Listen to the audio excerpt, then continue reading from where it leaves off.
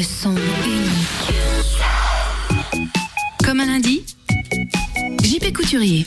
Comme un lundi, donc on le retrouve, JP Couturier, il est 7h52, comment ça va? Je t'avoue que ça pourrait aller mieux ce matin. J'ai le dos bloqué. Bon, ça c'est... Attention à ce qu'on fait le week-end quand même.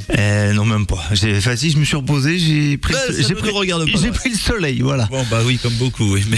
Oui, pour une fois qu'il y en a. Fallait bien en profiter. Voilà, exactement. Non, ce matin, Charles, j'avais envie de faire le bilan avec vous, chers auditeurs, d'un événement international qui vient de s'achever ce dimanche soir.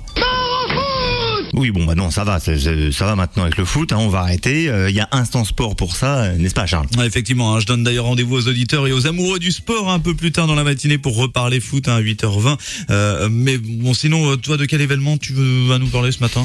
Cannes, Charles. Enfin, Cannes, le festival du film, pour la ville, vous l'aurez compris, j'imagine. Le 66e festival du film international de Cannes a rendu son palmarès hier soir sous la houlette du génie du cinéma qu'est Steven Spielberg. Bah ouais, c'est vrai, y a pas besoin d'en rajouter, là, ça roule, c'est simple. Exactement, c'est comme pour le café Maxwell, c'est pas la peine d'en rajouter. Et d'ailleurs, c'est pas vraiment là-dessus que j'ai envie de pousser un petit coup de gueule. Ah d'accord, donc un coup de gueule sur le palmarès. Alors, quels sont les films qui t'ont plu ou ceux qui t'ont déplu? Non, pour être honnête, Charles, je suis comme la grande majorité des Français. J'adore le cinéma. Oui, j'aime le cinéma, mais il faut bien avouer que les films du Festival de Cannes, je les ai pas vus, et a priori, j'en verrai que un ou deux, avec un peu de chance. Car Cannes, ce n'est pas que le cinéma, c'est, hélas pourrait-on dire, tant les people se pressent pour venir se montrer sur la croisette. Alors bien sûr, il y a le marché du film, il y a Canal+, et son émission phare en direct tous les soirs, il y a les nombreuses soirées payées par les sponsors où le champagne coule à flot. C'est encore meilleur quand c'est gratuit. Tu m'étonnes que c'est meilleur quand c'est gratuit. Mais c'est justement ça le problème, c'est que ça attire un nombre impressionnant de pique-assiettes en tout genre. Acteurs has-been, jet-setters mondains et autres starlettes du petit écran en mal de publication pour la presse à toilette. Mais pourquoi est-il méchant?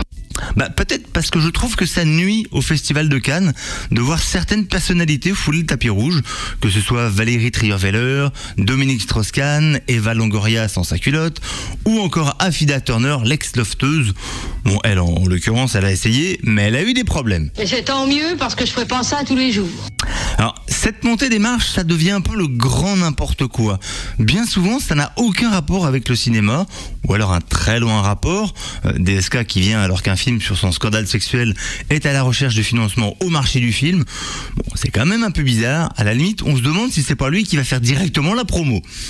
Mais ce sont surtout les people français qui font le forcing pour être, ou plutôt pour paraître, à Cannes. Et je suis pas sûr que ça serve réellement ce qu'on appelle l'exception culturelle à la française. Parce que si on regarde la montée des marches vue de l'étranger, ils doivent parfois se poser quelques questions. Ça sert à rien, puisqu'à l'étranger, il parle étranger. Oui, et ça, pour une fois, ça nous arrange bien. Alors, pour ceux qui n'ont pas réussi à se montrer dans le Sud, qu'ils se rassurent, ils ont maintenant 15 jours pour se montrer dans les tribunes de Roland-Garros et ainsi nous dire... Comment ça va? Comme un lundi. Entre deux balles neuves. Allez, bonne semaine à tous et donc à lundi prochain. Effectivement, à lundi prochain. Merci JP pour cette chronique consacrée, vous l'avez compris, donc au Festival de Cannes qui s'est achevé hier. Avec une belle palme d'or française quand même. Oui, française, oui. Enfin, une palme d'or partagée en 3. Oui, alors j'ai pas exactement. C'est une première à Cannes. J'ai pas compris parce que donc ça veut dire que d'habitude la palme d'or on la donne que au film et pas aux acteurs. Oui, aux réalisateurs, effectivement. Oui, mais là c'est difficile entre guillemets de dissocier le film et les acteurs. Sans les acteurs, pas de film. Après il y a des palmes d'or il y a des récompenses pour les. C'est un peu bizarre. Les acteurs aussi. C'est comme ça, c'est Cannes. Je trouve ça bizarre quand même. Qui pourra. En tout cas, merci JP Couturier. À la semaine prochaine, lundi, même endroit sur Sun évidemment. Pour l'instant, retour à la musique avec Tes yeux noirs, c'est Indochine sur Sun. On se retrouve nous à 8h pour le grand rendez-vous d'info. On parlera de la mission Curiosity. Là aussi, on va rêver un peu.